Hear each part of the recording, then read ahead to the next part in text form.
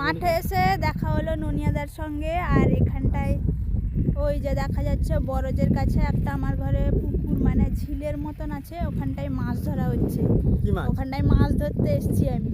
চলো কি মাছ জানি না, ধরলে দেখবো। এখানটায় মেশিন টেশিন বসানো হচ্ছে। এই যে এই ঝিলটা মারা হচ্ছে। এইটুকু আর জল আছে, এই জলটা মরে গেলে তারপর মাছ ধরা হবে।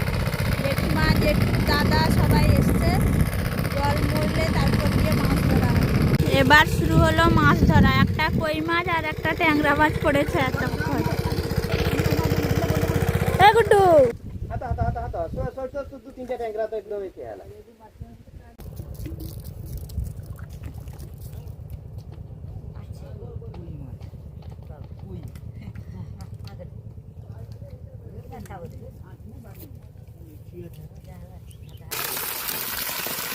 এই যে 4 ঘন্টা পরিশ্রমের ফলে এইটুকু মাছ